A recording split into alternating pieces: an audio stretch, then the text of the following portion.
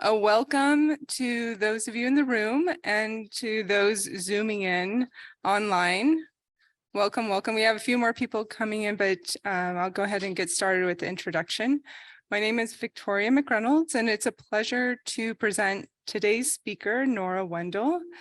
Nora is currently an associate professor of architecture at University of New Mexico and the executive editor of the Journal of Architecture Education. Her work across scales and media engages architectural histories through methods involving image, text, narrative, performance, and exhibition. And her research has been supported by the Graham Foundation, Santa Fe Art Institute, and the National Trust for Historic Preservation, among other institutions.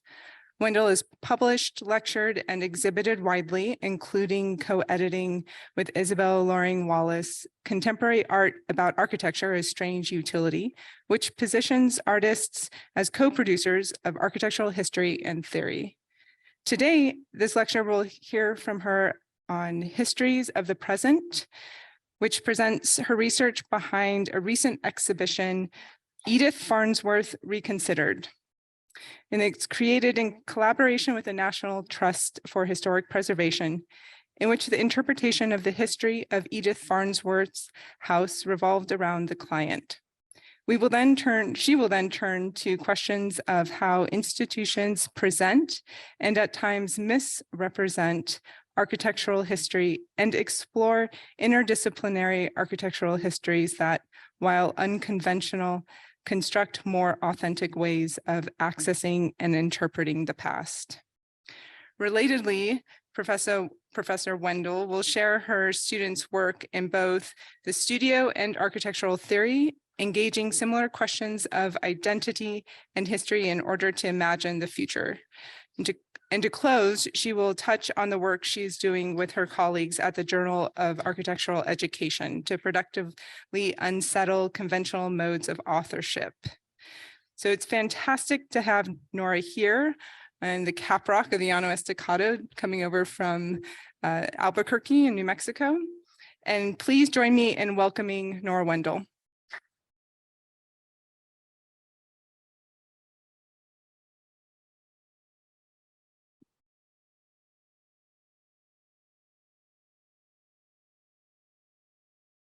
Hi, it's such an honor to be here, and I'm really excited to be joining you during studio time. It's great to see so many students joining this lecture. Yeah, it's really delightful to be here. I drove here from Albuquerque yesterday, so I got to see everything between our two cities, and it was a beautiful drive. So thank you so much for that introduction, Victoria. I also want to thank Tara Maher and also Dean Flukiger for the invitation to lecture. And Victoria, of course, for the wonderful introduction and the conversations that we've had today, and Rachel Rowe for her excellent coordination of everything. It's really been a pleasure to visit. So today I'll be sharing, as Victoria was mentioning, the research behind a recent exhibition titled Edith Farnsworth Reconsidered that I staged at the Edith Farnsworth House. This is Edith sitting on her front steps with a friend of hers, having coffee, enjoying the house as she did as the client and inhabitant of it. So the Farnsworth House was designed by Mies van der Rohe in Plano, Illinois in 1951 is when it opened and when she began to inhabit the house. And this exhibition that I did with the National Trust was actually created and installed in collaboration not only with the National Trust for Historic Preservation, but also with the director of the Farnsworth House, Scott Mahavey, who was a huge part of it, and Chicago-based architect Rob Kleinschmidt. So in presenting this work, I'm going to be speaking about and sharing what has been for me a framework for questioning the ways in which institutions narrativize history and the work that's required to sort of unsettle institutional biases in history making. Is it okay if I turn this off? I'm getting a little bit of feedback on it. Okay, that's a little better.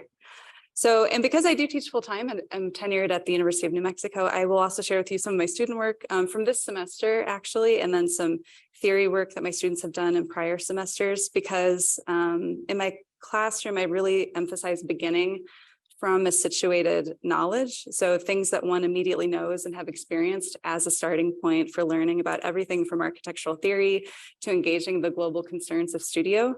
And I'm going to conclude by talking a little bit about the JAE. So in terms of the Farnsworth House, I want to begin with where my research actually started. I first became aware of the sensationalizing of the history of the Farnsworth House with this article, which was published in the New York Times in 2003, at the time that the house was being auctioned off to the highest bidder by its owner at the time, Lord Peter Palumbo. Lord Peter Palumbo had actually purchased the house from Dr. Edith Farnsworth in the 1970s. He was the second owner. And in this article, it makes clear that there are actually two things for sale. We can tell by the title, right? There are two things for sale in auctioning off this house. Of course, the house, but also the narrative that goes along with it. It makes it clear that the narrative that the client, Dr. Edith Farnsworth, and the architect Mies had a romantic relationship is part of the sort of legacy of how the house is viewed publicly, and a part of the legacy of how it's sort of viewed as an item that one might auction off and own. Like in owning the house, you also own this sort of narrative. What this article also shows us is that narrative structures, and we're really familiar with the story of the love story gone awry, right? It's a plot line that forms so many pieces of popular culture, and it starts to inform the history of this house in ways that I'll unpack. But it also operates within the public telling of architectural history to the degree that even this clumsy plot line becomes favored, repeated, and remembered by historians as well as journalists. And in fact, this became the narrative that was told on tours at the Farnsworth House for a long time. You would go on a tour and they would say, you know, here's the house, but let me tell you this scandalous story that goes along with it, which, as we'll unpack, actually ends up not even being true. So in fact, historically and even recently, this story of disgruntled love, rather than the story of a woman commissioning one of the most important works of architecture in the late 1940s in the US, became the narrative of how the structure was discussed. And it's a history that it relies on two things. It's reliant on a sort of misquoted footnote in a biography from 1985. That's where the sort of narrative of the love affair comes from. And that narrative of the love affair has become so provocative and sort of prolific in this sort of public reception of the Farnsworth House that it's even informed a movie in the making where Ralph Fiennes will be playing the role of Mies van der Rohe. And it's a story about the sort of love affair around the Farnsworth House. So this has become such a sort of culturally held narrative that there are even movies in production about this history.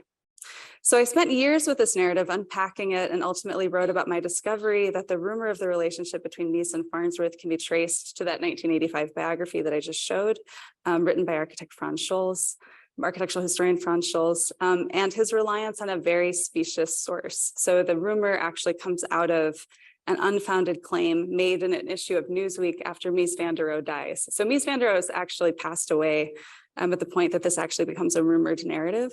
And that unnamed author in Newsweek claims that Farnsworth expected the architect to go along with the house. So that becomes, even in a footnote in a biography in 1985, because historians quote one another, it gains traction and becomes a really interesting, to other authors, an interesting narrative to unpack, take forward, and sort of structure as a way of thinking about and looking at the house.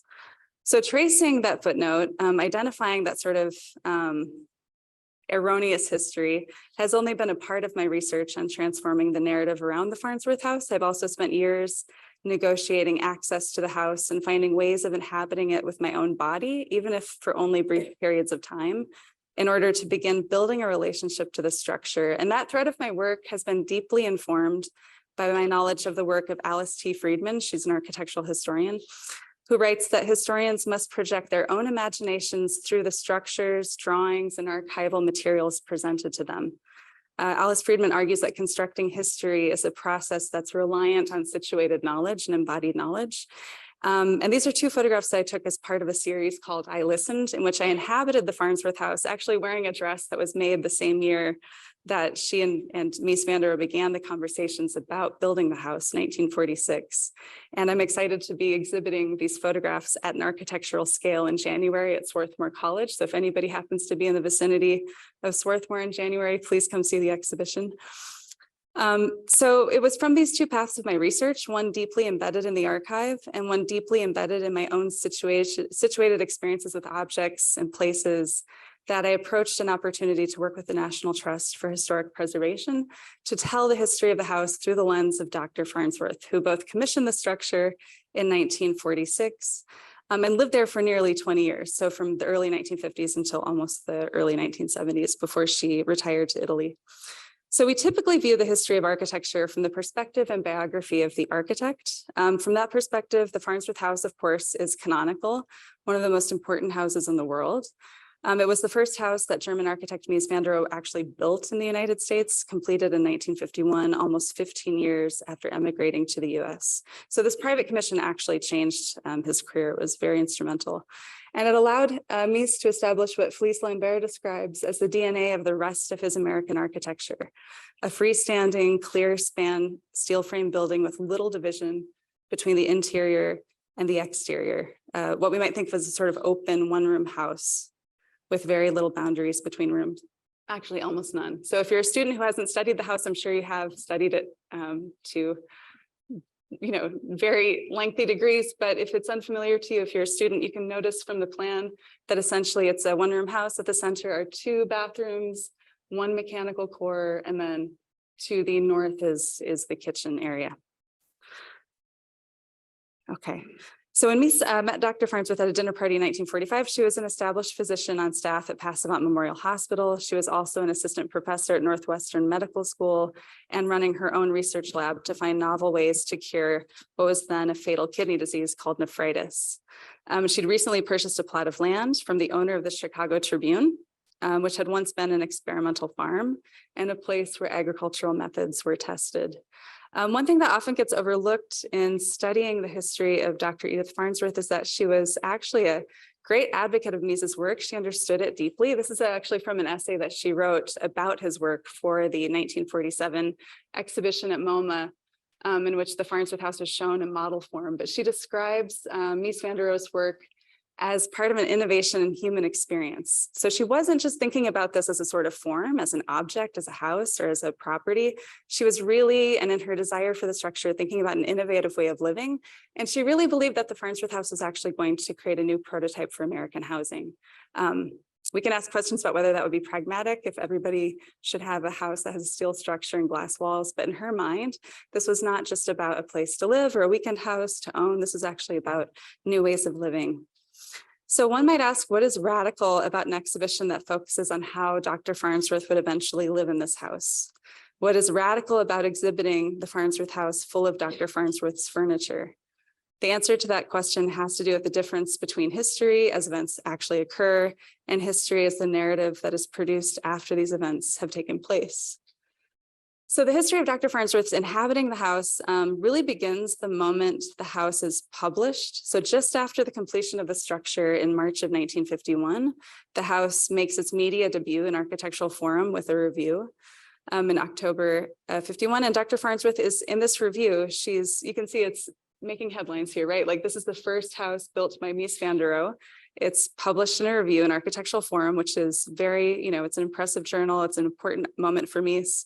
And Dr. Farnsworth, though, in this review is already imagined as being gone, as no longer living there. And in the next slide, you'll see that she's imagined not as the namesake of the house or the client of the architect, but actually just as a temporary tenant. So in this quote from the article, and again, this is an unnamed source. This review, actually, the author of the review is not listed in the Architectural Forum.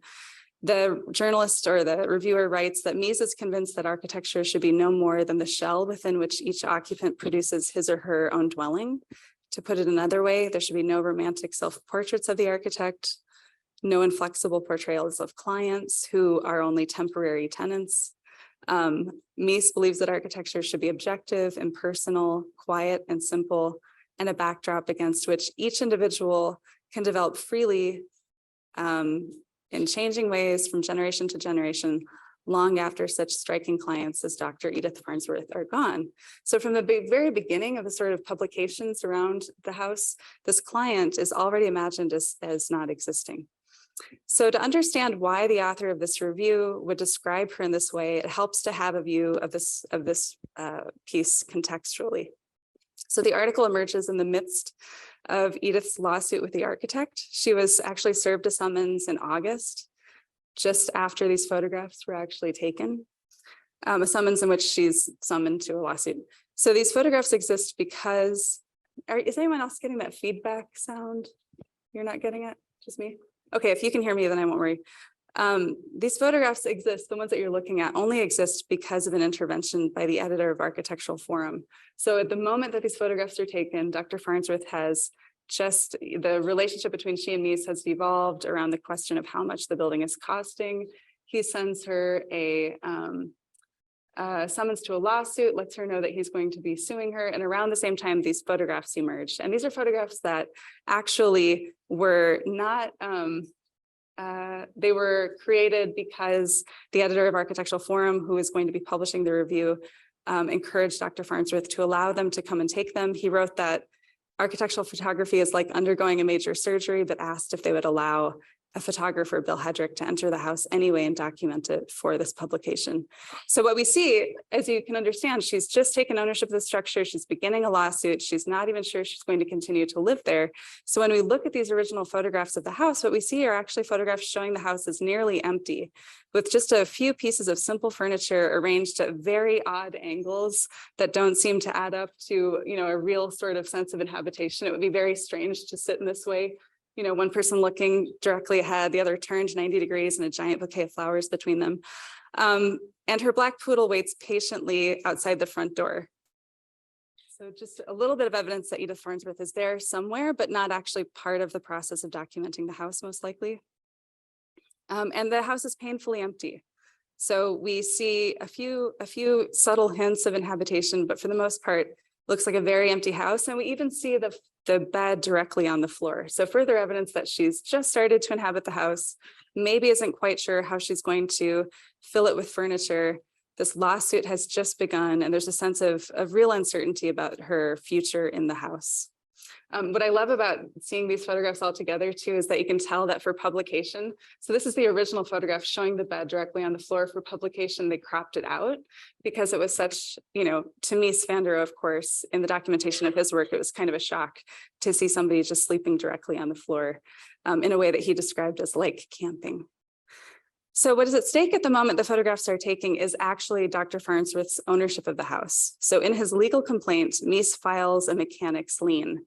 He and his lawyers stipulate in the complaint that if Dr. Farnsworth does not pay $30,000, which is a contractor's fee that he adds to the price of the house later after she's already paid $70,000 for material and labor, if she does not pay this $30,000 fee that he's kind of invented at the very end of the creation of the building, then he gets to keep the structure, and that she and anyone related to her would be forever barred from the property. So because he makes this lien, she has a sort of challenge, right? Either she comes up with the money if she loses the lawsuit and she pays the $30,000, which allows her to keep the house, or she has to win the lawsuit and not hopefully pay that fee. So it's unclear during 4 years, which is how long this trial and the decision-making took from 1951 to 1955, it was unclear if she would actually maintain ownership of the structure. This is a clip from the trial transcript. So a lot of the trial revolved around the question to Mies of whether he knew how much the house would cost. And in this excerpt of the trial transcript, he's saying it's actually quite impossible to determine how much this house would cost. Like, why would you expect the architect to know that? Which becomes a sort of turning point in the trial. So typically the house is presented as if this is what happened, as if Dr. Farnsworth lost the trial and the house was ceded to Mies Svandero. Typically when we go visit the structure, it's presented as if Mies took ownership of it, filled it with furniture that he designed in the 1920s for buildings in Europe. You're probably familiar with the Barcelona chair and a number of other pieces of furniture. The Tugendhat house also filling the space. So this is perhaps the legacy of the second owner, Lord Peter Palumbo, who restored the house at great expense after purchasing it from Dr. Farnsworth in the 70s and filled it with Mies Vandero's furniture, sort of creating a sort of museum to the architect. But the truth is that, given a lack of contract between the two, it was finally determined after 4 years that Dr. Farnsworth would simply settle for a payment of $1,500 toward what was a final unpaid bill for the electrician. So this was resolved in 1955, and Farnsworth was finally able to settle into the house until the late 1960s. So in the exhibition, Edith Farnsworth Reconsidered, we sought to make that history evident and to exhibit for the public for the first time the house as Dr. Farnsworth took ownership of it. So what we found was that Dr. Farnsworth wasn't actually alone in her furniture selections. Mies van der Rohe did try to convince her to put Barcelona chairs in the Farnsworth house. She resisted that. But we did find that she wasn't alone in making her furniture selections. She actually worked closely with her friend, Kitty Baldwin, who is an interior designer and the partner of architect Harry Weiss, and who co-owned an interior design firm and furniture showroom called Kingrey Baldwin. She also worked with Jody Kingrey Albergo, who's a co-owner. So together they selected some of the iconic pieces for the house that created a series of zones. As you walk into the house during the exhibition season, which lasted from 2020 to 2022, you would see this dining room. In the exhibition, we had set the table as we imagined it would be for a Saturday lunch with 2 guests. This is a table that's contemporary, but was originally designed by Florence Knoll in 1952 and painted steel with a teak veneer top and set with flatware loaned by Russell Wright's by a Russell Wright collector. So his casual line from 1951 and the pinched flatware from 1952. So what staging this exhibition allowed us to do is to not just think about the architect's biography, but to think about what does it mean to inhabit a house? What are the pieces that you would have to have there? If we were to imagine this as a place that somebody lived and entertained guests, then we have to think about everything from flatware to plates to chairs, even to the potted plants. She had a lot of plants in the house, and we had to go back into the archive, study what those plants looked like, and try to recreate some of the situations on the interior of the house. So she had lounge chairs that were designed by Bruno Matheson. Laminated beechwood and woven hemp straps were part of those chairs. And we located those in the southwest corner of the house. Another critical part of her selections around the furniture were that as a woman who is, I think in her mid 40s, early 50s, when she took ownership of the structure, a lot of the furniture was selected because she could lift it. So she would actually carry this furniture out to the porch, sit on it, look at the river. It was really a place that she moved around quite a bit. The furniture moved a lot. Things weren't as stationary as one might expect. So for the space in which Dr. Farnsworth would have entertained her guests, people who ranged from Richard and Dion Neutra to local friends, she staged the front room as a sort of salon facing south toward the Fox River, and it was actually full of furniture. So for this exhibition, we had pieces recreated, like these slipper chairs, which aren't necessarily designer pieces, but we knew that those were things that she would have had in that space. She had Jens Rhizome chairs, and we found that we had to have a few pieces recreated, including the couch at the very back of the space that you see right here.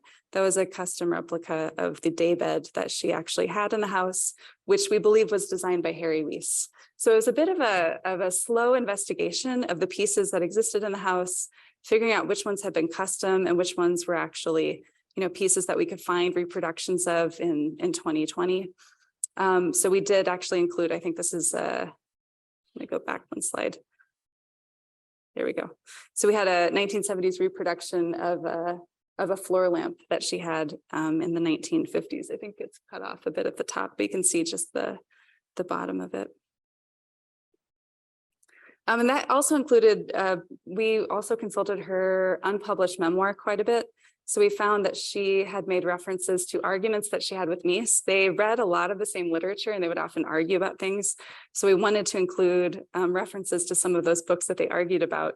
So one was the book, What is Life by Erwin Schrödinger. We made sure to include a copy of that near the bed. And after the conclusion of the trial, so the house is staged in a way we might see it as being staged in the early 1950s, right after she takes ownership of the structure. After the conclusion of the trial, she ends up living in the Farnsworth house until the late 1960s. And so the house continues to change as she ages, as she chooses different furniture that she finds comfortable for a weekend house.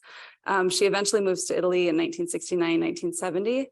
But I find the 15 years that she lived in the house at the close of all of these events to be quite remarkable.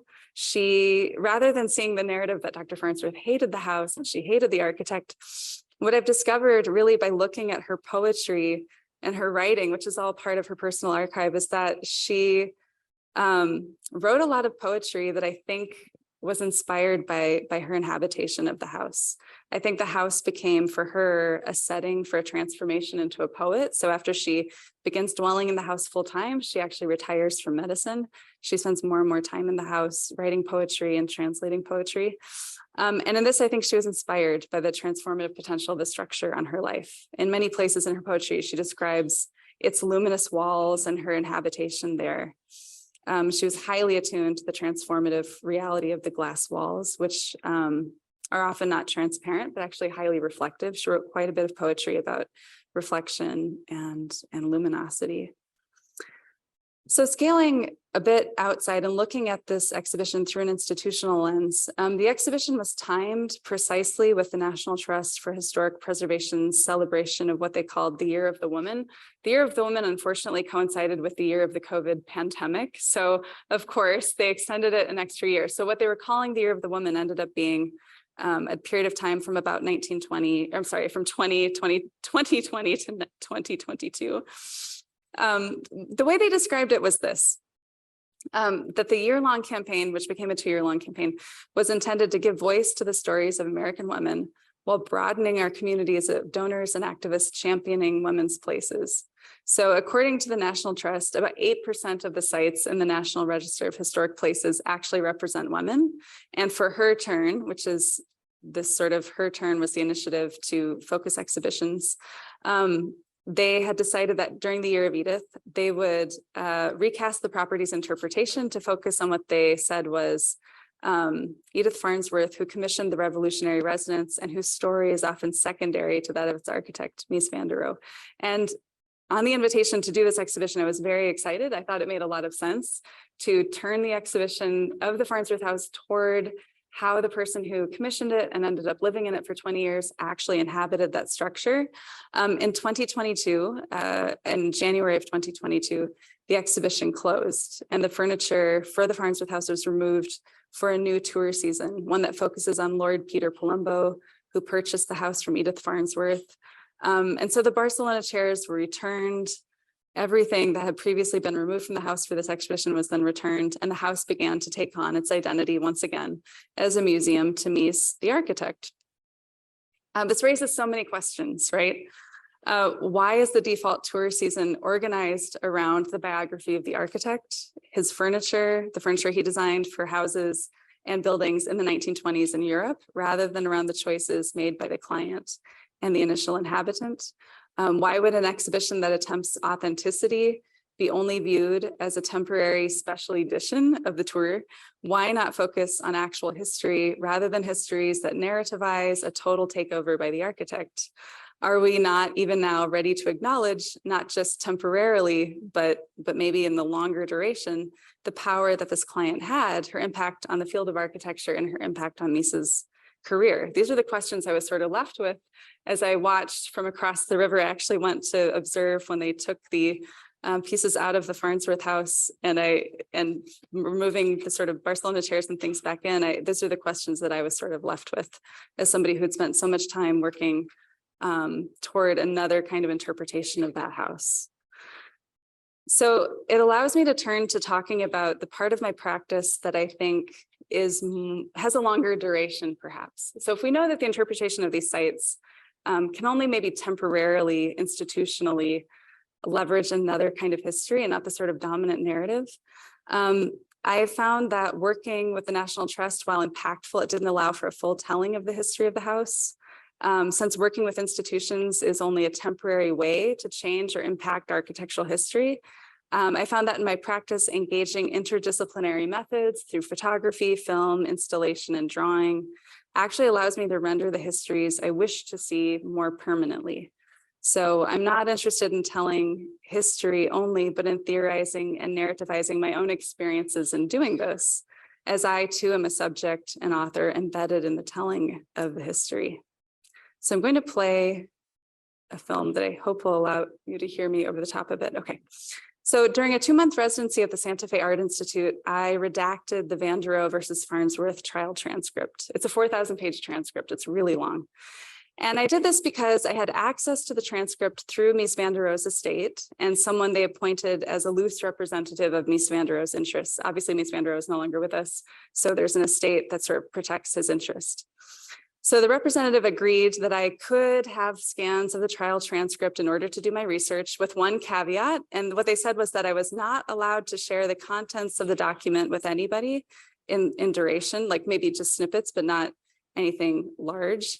Nor was I allowed to distribute it on the internet. So after a series of really complicated requests and emails in connection with a legal contract enforcing my compliance, the desire for a contract was dropped.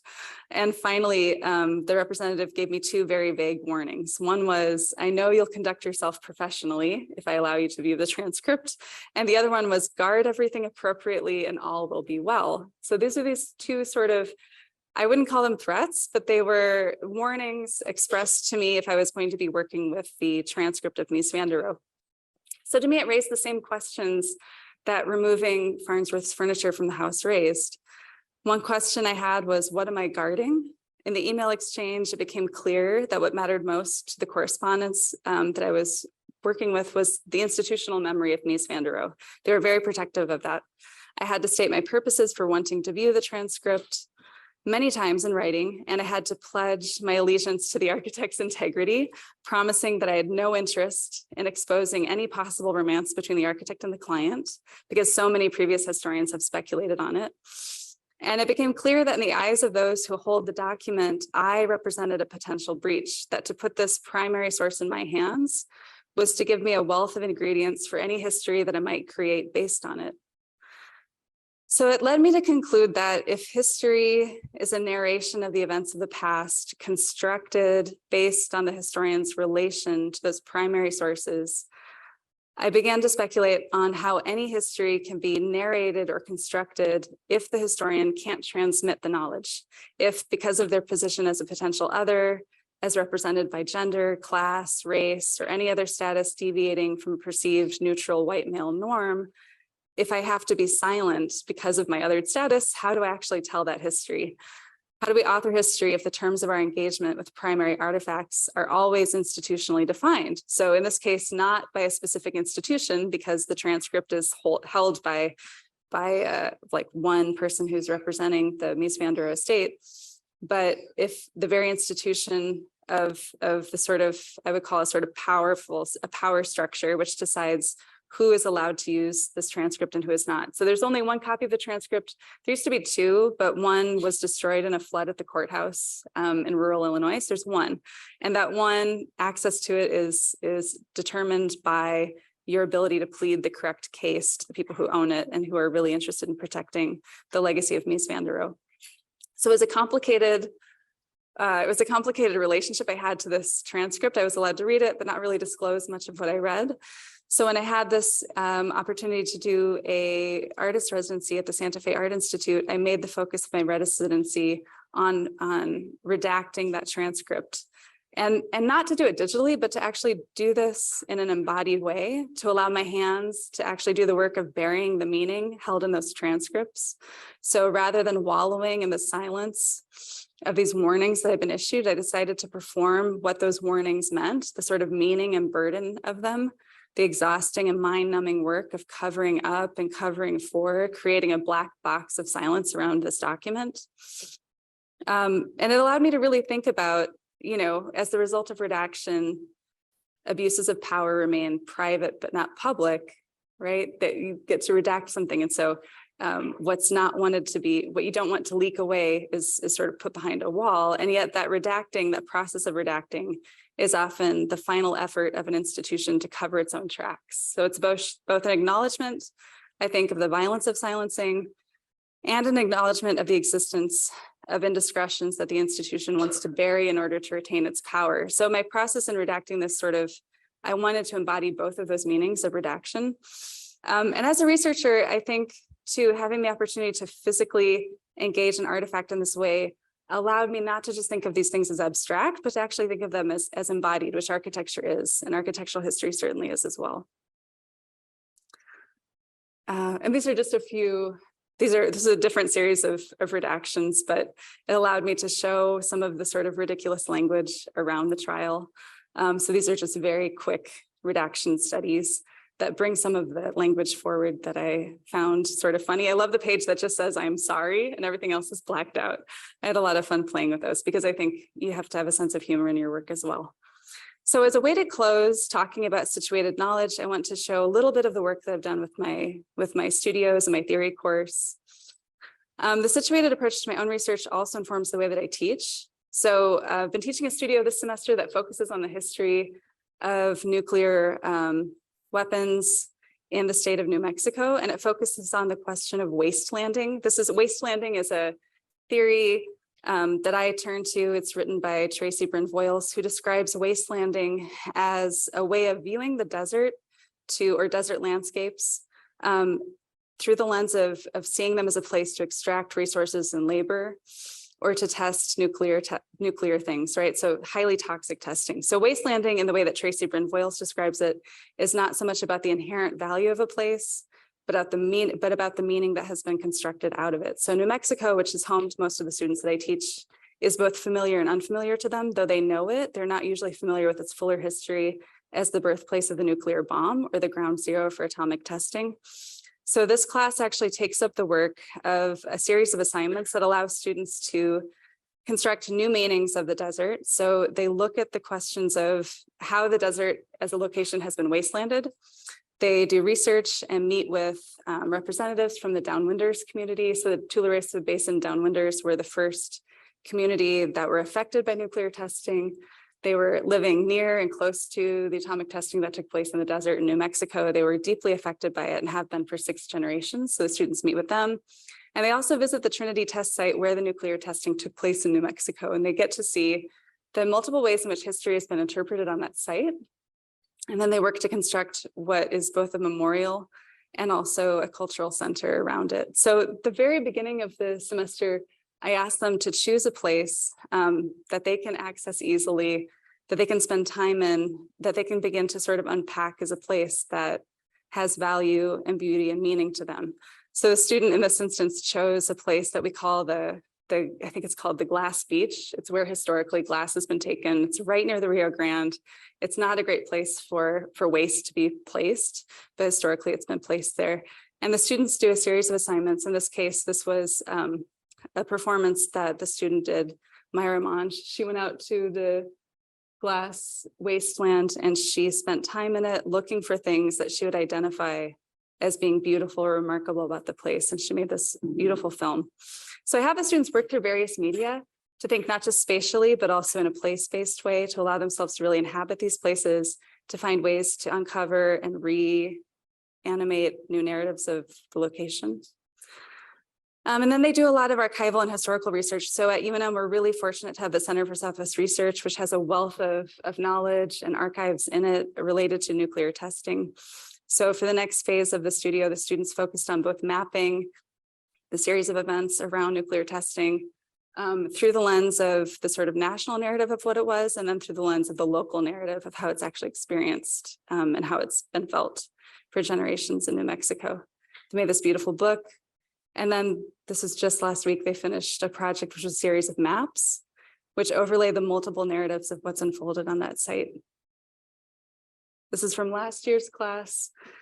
So they reconcile the two histories that are present when you visit the Trinity test site, the official narrativization of the history that one is told, and then the other history, which is the downwinders' history of what they've experienced, their ethnographic studies, and their longer experience of it for generations in a much more intense and embodied way. Go through this quickly.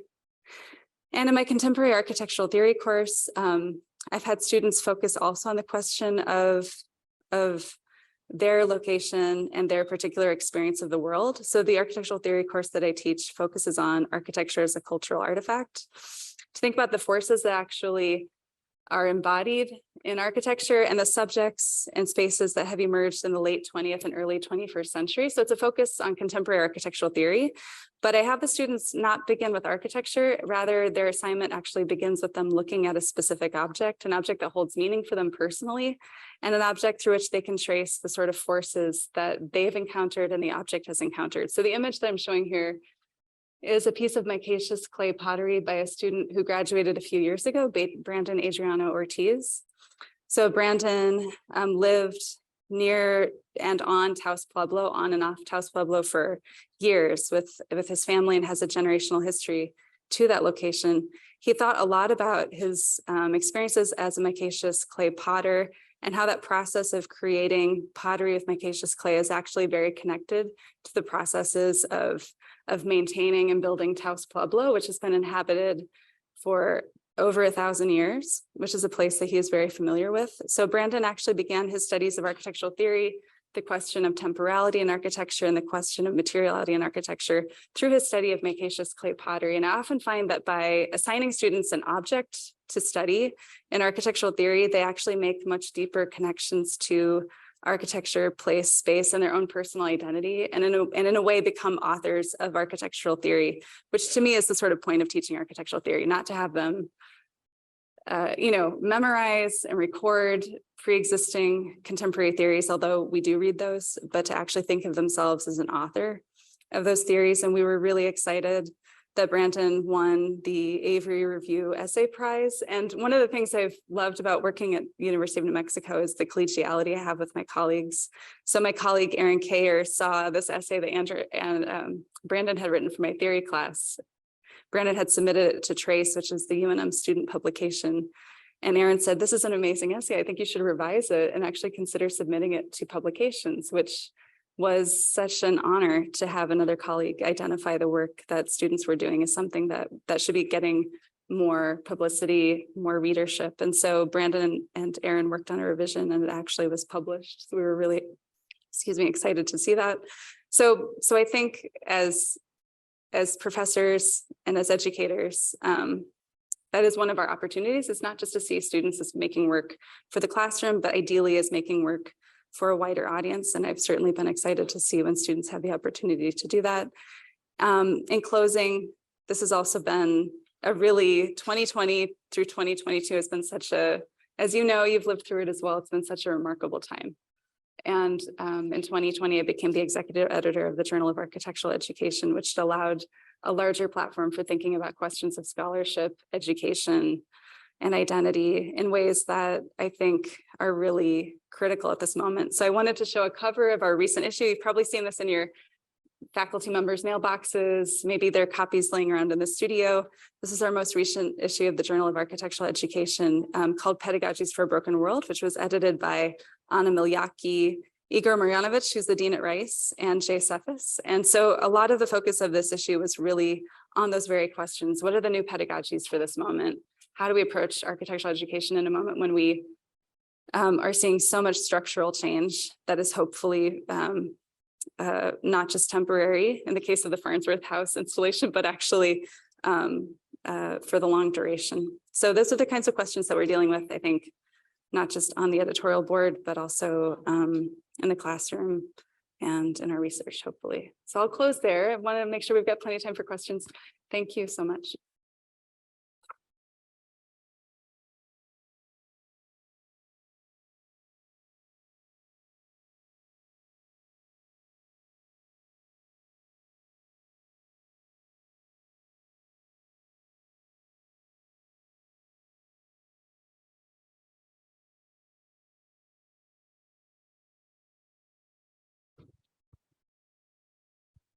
Is my mic on now?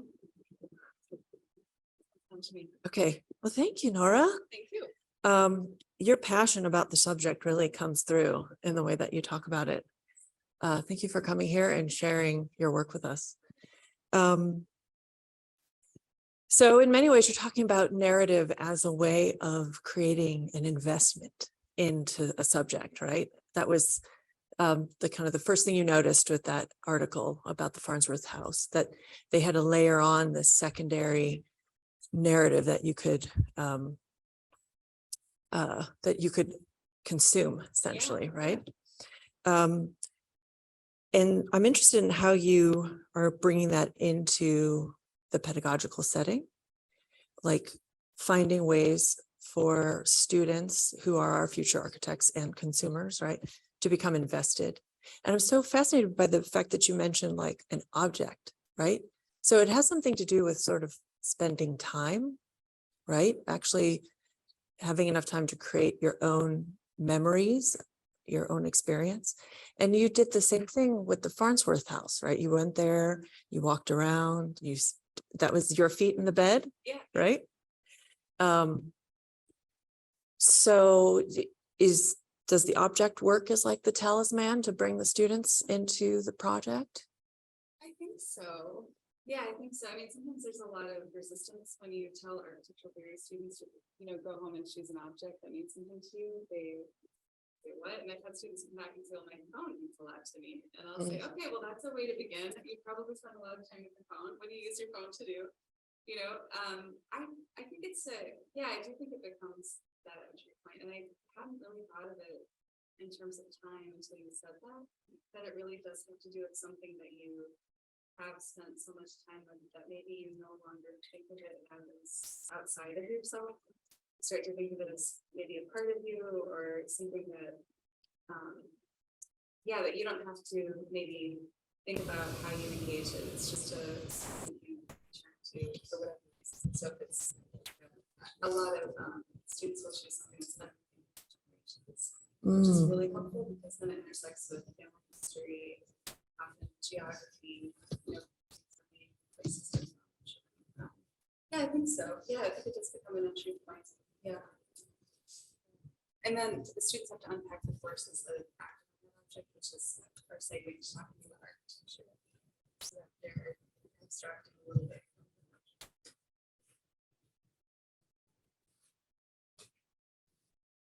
Sorry, one second. I'm very loud. It's good. No, it's not. Testing, that's a little better. Okay, so am I still too loud? No. I am very interested in what you see is the relationship between narrative and truth.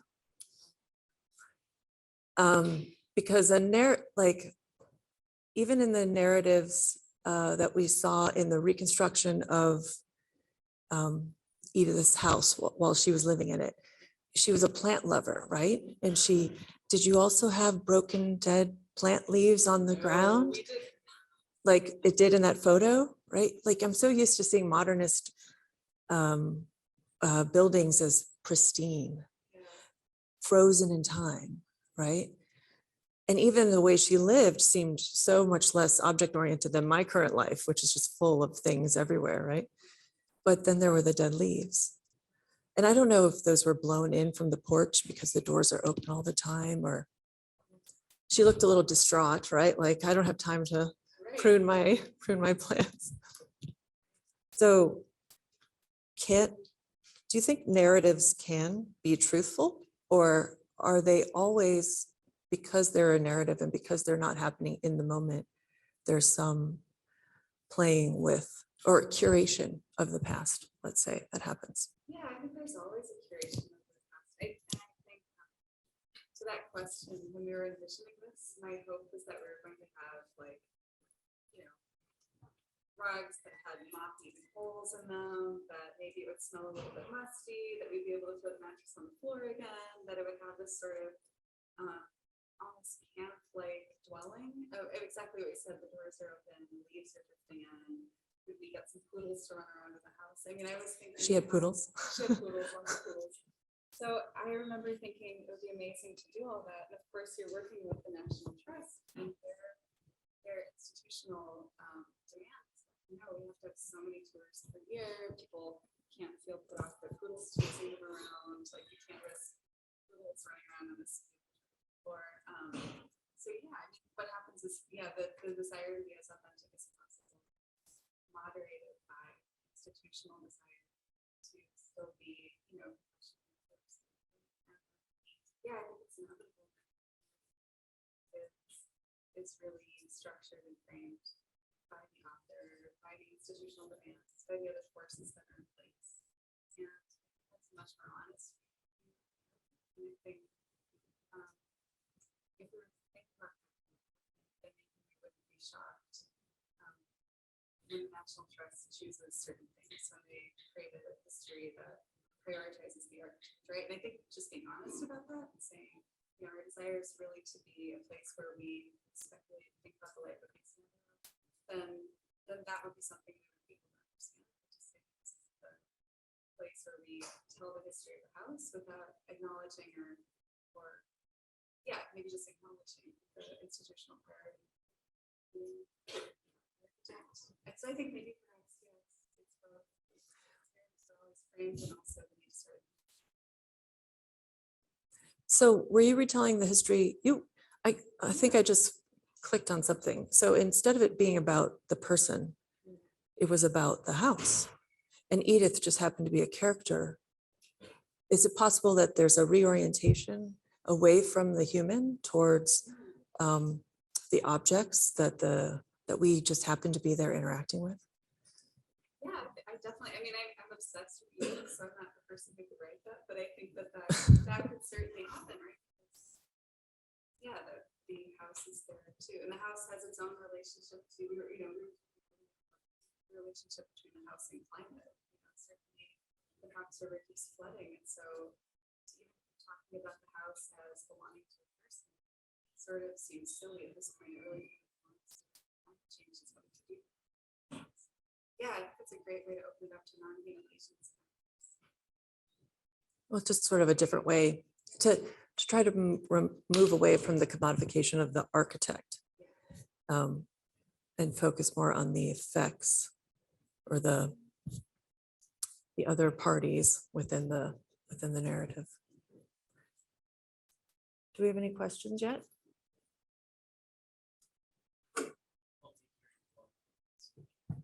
Oh yeah, of course. Yeah. Should I turn this one off? Okay. In your performance of, what was the transcript of again? Yeah. Oh, it was the trial transcript. Yeah. Right, of the trial. Yeah. How many markers did you go through? Oh my gosh, I don't even remember. I had, and to do physical redacting, I mean, to find physical redaction markers was a project itself. I went through a lot, and the way in which you use them, you have to really press to make sure that the ink comes out. So it's kind of this, they're not really like Sharpies. It's kind of this, almost like laying down a layer of ink. So I went through a lot, and it required a lot of strength because every time I was putting the pen down, I had to sort of really hit the top of the paper. Now I have to ask, Yeah. because you kept talking about it being the only transcript, Yeah. but that wasn't the actual transcript. right? No, I printed it out.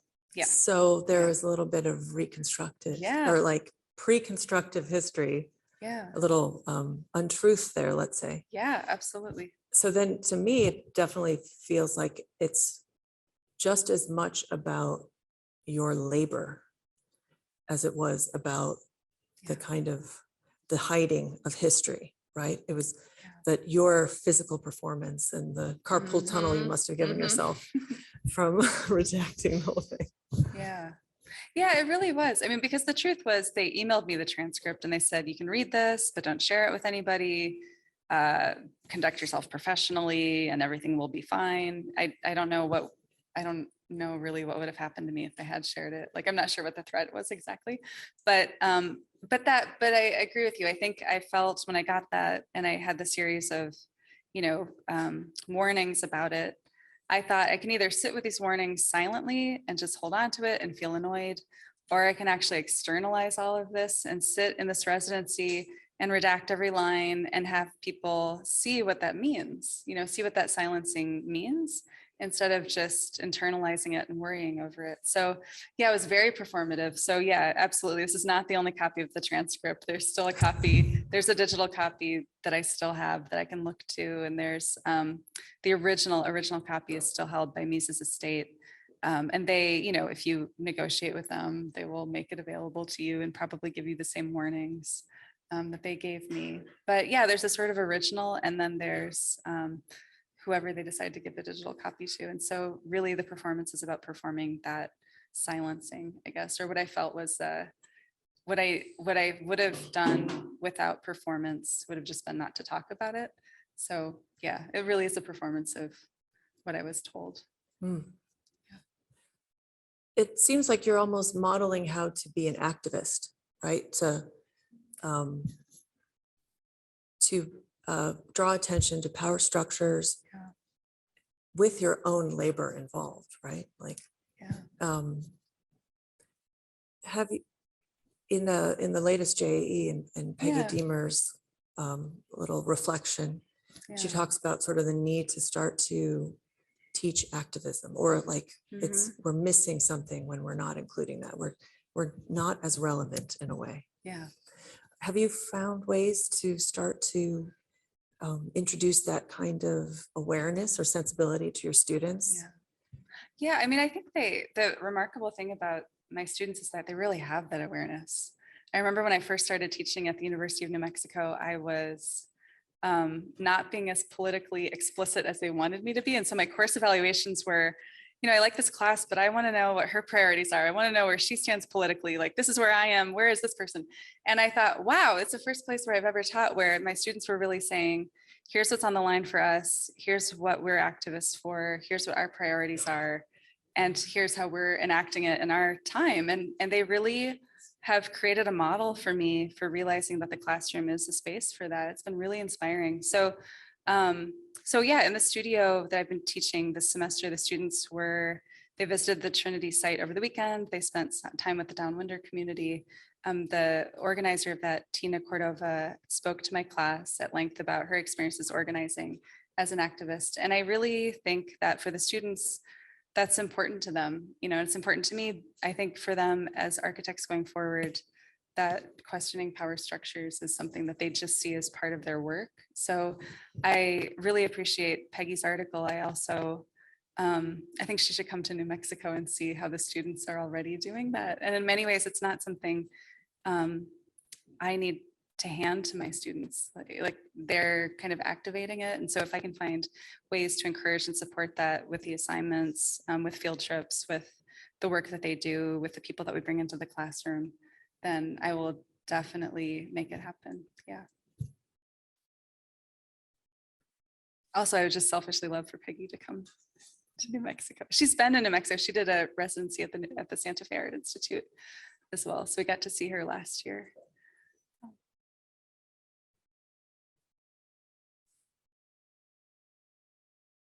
Any questions? Ube and yeah.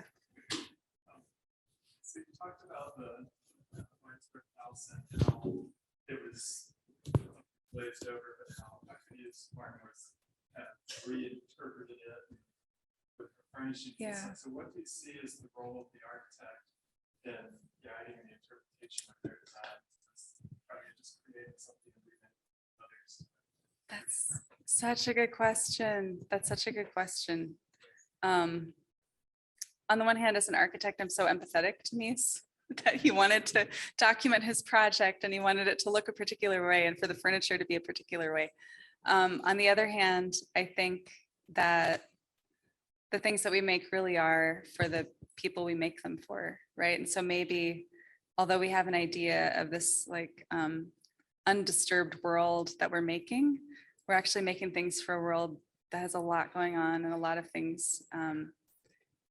Yeah, a lot of activity, a lot of actions and forces. So yeah, I guess my answer would be, and maybe it's one that I've come to after years and years of research, but I do think you're making things for the world and you just have to step back and let the world remake the thing itself, which is different than, of course, how we're teaching studio, right? That you create a project and you document it and it's perfect and you're graded on that.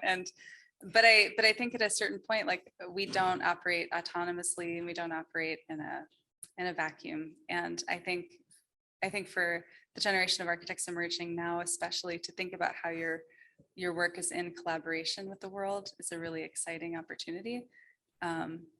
Yeah, that's how I would start to think about it. But it can be hard to imagine. Last year I had my students make representations of their buildings in 50 years in the future.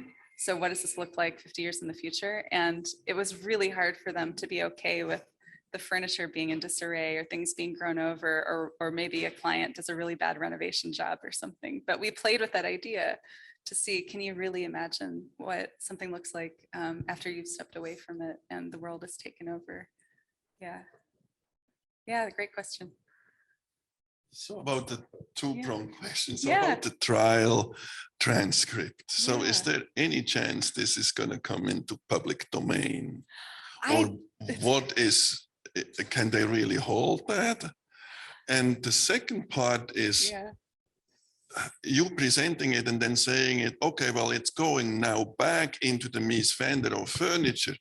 I mean, that's very, very recently. I mean, how can we go back? I mean, we know the canon of Mies, and, you know, the role of the client seems Yeah. just so unparalleled from Dr. Farnsworth. And, you know, it almost seems from the beginning to be moved away. So it's a twofold question. The second one is more an observation. But then say, if we look at Frank Lloyd Wright's client of the Kaufmann, who Yeah. gets celebrated, right? Because he's a multi-time client.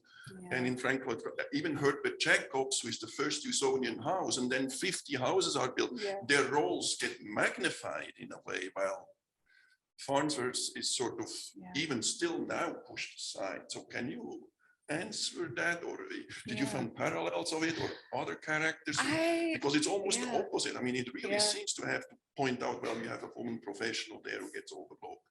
Mhm. I think it's a good question. I mean, I guess to answer the second question first, or the second observation,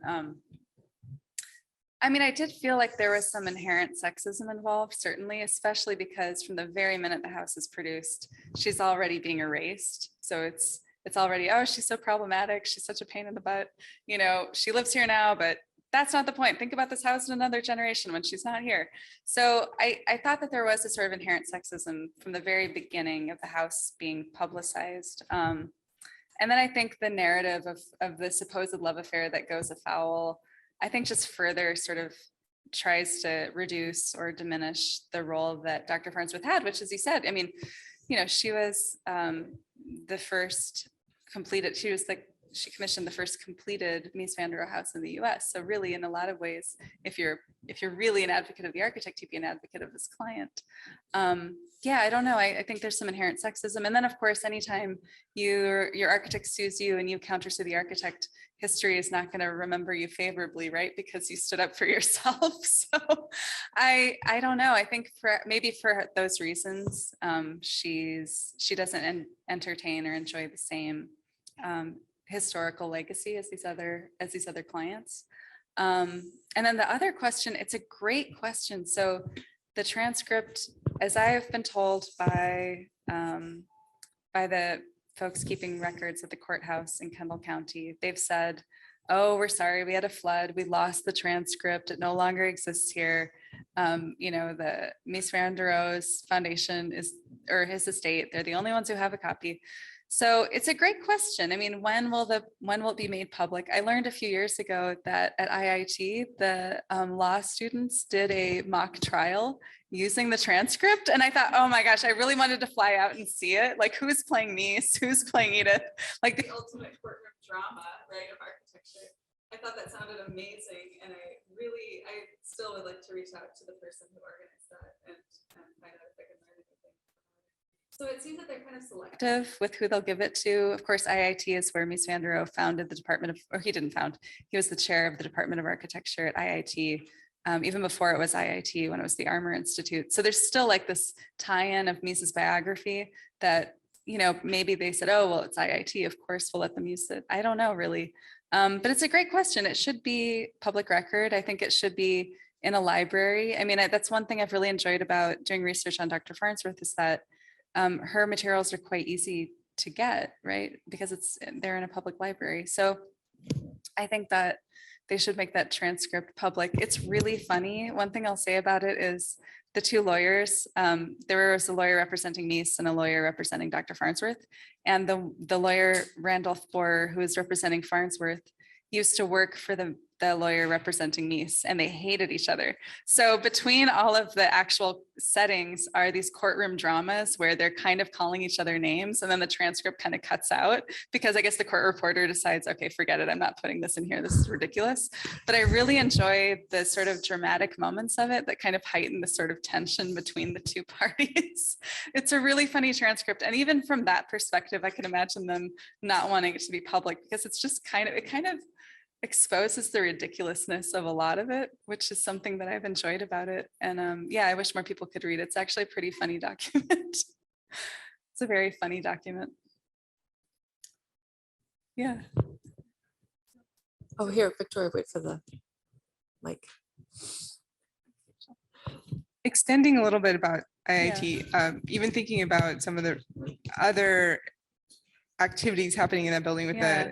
the raccoon that was inhabiting, right, the kind of raccoon that moved in to the structure, the Mies structure, and expanded a different kind of narrative of non-human habitation. Oh yeah. Yeah, that's that right. happened. Was that in Crown Hall? Yes. Yeah, and that's a right. couple- I saw that online. Yeah, that circulates. So Yeah.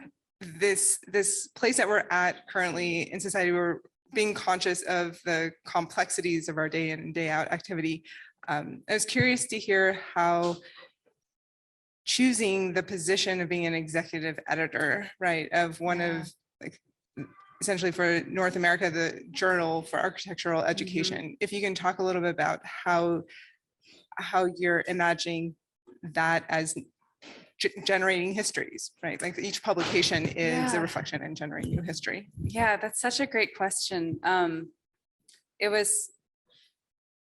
I think that it was so funny to take on this role because when I moved to New Mexico, when I got into my office, the person who had been there prior left all of their copies of the Journal of Architectural Education all the way back to I don't know, it was the 50s or 60s. And since then, people have said to me, oh, hey, I've got old copies. Do you want this? So I feel like I'm sort of in some ways becoming like this historian of the journal. Like I have all of these old copies. And one of the first things I did when I took on the position of being the executive editor was to look at a lot of them. Like, what are the topics of these issues? What have we looked at in the past? And one thing that really struck me was the cyclical nature of the questions that we've been taking on in architectural theory and history and education. You know, the environment shows up again and again, globalization shows up again and again, the question of the role of there's a very long question about what is the role of the architectural educator? What are we teaching them to do in school? And like debates over whether we're training architects or training thinkers. Like these have been going on for so long. And so when I started this editorial project, you know, I began working with my associate editors, Ozair Salucci and David Theodore, and really a remarkable board of 23 architectural educators. It's not just one person, it's a whole board of people who work together to ask, well, what are the relevant questions that we should be asking right now? And are these questions that have come up before? So the question of reparations, which is the next issue, is not a recent question. It's a question that's been ongoing for a long time. It's just that architectural education has never taken that up as something to consider in a substantial way. And so that's kind of the goal right now, is to think about what are these questions that are absolutely critical, and what is the lens that we can offer that in this very specific moment, because all we really have is you know, the lens that we're currently in. And Mark Nevu, who was the executive editor previously, we met, gosh, I want to say every week or every other week for a year. And he talked about how in his tenure for 8 years, they were always balancing the question of timeliness and timelessness. And I really appreciated what he said about it, because it's really true. You're constantly balancing these scales. And I think one of my goals is to say, well, what is timeless and timely that we have not actually been addressing in an explicit way? So trying to really dig into that. And I have to say, we have an amazing editorial board, and they've been great about bringing those questions forward and proposing issues and themes, along with colleagues who are outside of the editorial board, which is something that I think is absolutely critical. That's not just coming from on the inside. Yeah, it's a great question. It's a great question. I appreciate that. Perhaps just one more? Awesome. Hi. Good, how are you? Here's the mic. So I'll actually build on Victoria's question about you being the editor of JE. Why don't we have 10 or 15 or 20 JEs in our discipline? And Like, what can we do to fix that? And 20 would or- you agree that we don't have enough dissemination outlets, high quality dissemination outlets? Oh, like, why don't we have more journals? Mhm. So it's a More good journals. more good journals. There are a So- lot of bad journals. It's a great question. I was I was on the editorial board when TAD was born, actually, and it was born out of that question. So Franca Trubiano asked in an editorial board meeting that I was hosting in Portland when I was a member of the editorial board, under Mark's editorship. She asked, well, why don't we have more papers focusing on technology? And the conversation ensued, and in the meeting, Franca said, I think we just need a whole other journal that does this. And there may have been prior conversations that I wasn't a part of where it was decided that would happen, but it really felt like in the discussion about like what gets published, the question of the types of research architects are doing and teaching that we're doing, it wasn't enough. Like having one journal is not enough. So she talked about Or the two, to be honest. or two.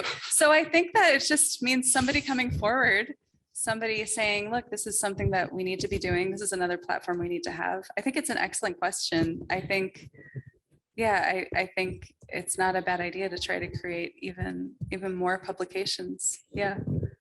So yeah, if you want to start a publication, let me know. I can talk with you about That was not a question. It'd be great. Yeah, it's a great question.